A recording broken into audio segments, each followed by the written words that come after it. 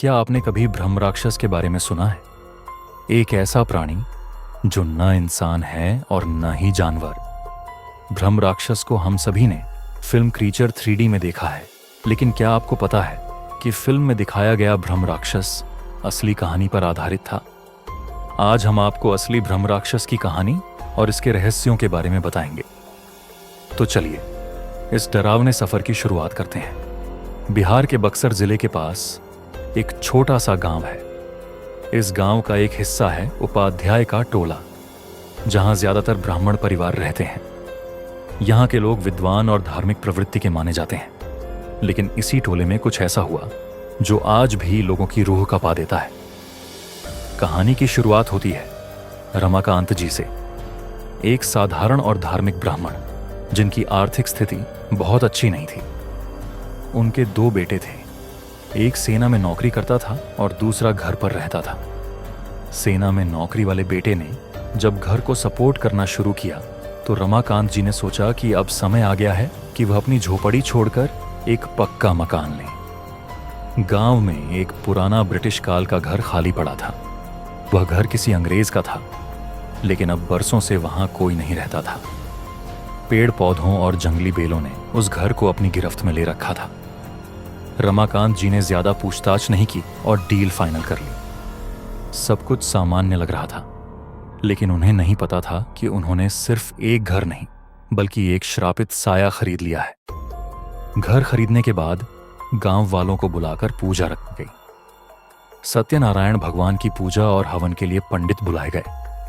सभी ब्राह्मण एक साथ श्लोक पढ़ रहे थे। माहौल बिल्कुल शांत और पवित्र था, लेकिन तभी हवन के बीच में एक और आवाज पूरे हॉल में गूंजने लगी। यह आवाज इतनी मीठी थी कि सब मंत्रमुग्ध हो गए। संस्कृत का उच्चारण इतना शुद्ध था कि मुख्य पंडित भी रुक गए। पंडित जी ने चारों तरफ देखा, लेकिन हर कोई आंखें बंद करके श्लोक पढ़ने में मग्न था।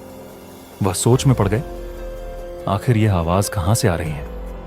उन्होंने इसे नजरअंदाज किया और पूजा पूरी करवाई। लेकिन इस रहस्यमयी घटना ने घर के साय का पहला संकेत दे दिया था। पूजा के कुछ दिनों बाद रमाकांत जी की पत्नी लहसुन और प्याज छीलकर रसोई में खाना बना रही। उन्होंने चूल्हा जलाने की कोशिश की, लेकिन आग नहीं लगी।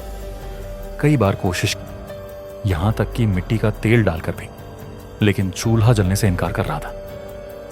तभी पीछे से एक कड़कदार आवाज आई, इस घर में लहसुन प्याज नहीं चलेगा। वह चौंक कर पीछे मुड़ी, लेकिन वहां कोई नहीं था। डर के मारे उनके हाथ पैर ठंडे हो गए। उन्होंने दोबारा कोशिश की और फिर वही आवाज सुनाई दी, कहा ना, इस घर में लहसुन प्याज नहीं चलेगा। इस बार उन्होंने माचिस वहीं फेंक दी और बाहर भाग गई। शाम को जब रमाकांत जी घर लौटे तो उन्होंने अपनी पत्नी की घबराहट देखी।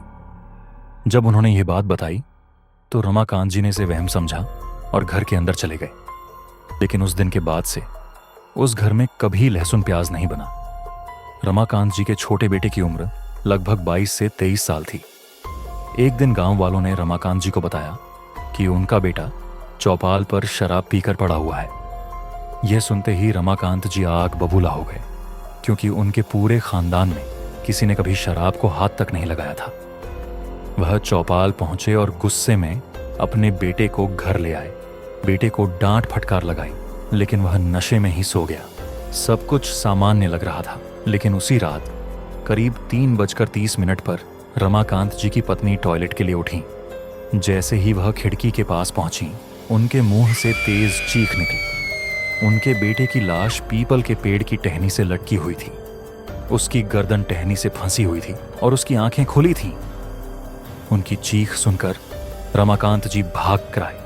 यह दृश्य देखकर वह भी सन्न रह गए। उनके बेटे की मौत हो चुकी थी। इस घटना के बाद पूरे गांव में अफरा तफरी मच गई। लोग घर के बाहर इकट्ठा हो गए। तभी एक बुजुर्ग व्यक्ति ने कहा, यह घर श्रापित है। इस पीपल के पेड़ पर एक ब्राह्मण आत्मा रहती है। यह आत्मा लहसुन प्याज और नशे को सहन नहीं कर सकती।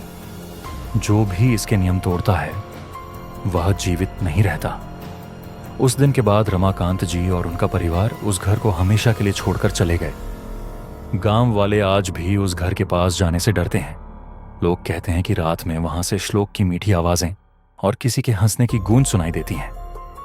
तो यह थी उपाध्याय के टोला की श्रापित घर की कहानी। सोचिए, अगर आपके आसपास ऐसा घर हो तो क्या आप वहां रहना चाहेंगे? अगर यह कहानी आपको पसंद आई तो चैनल को सब्सक्राइब करें और कमेंट में अपनी राय दें।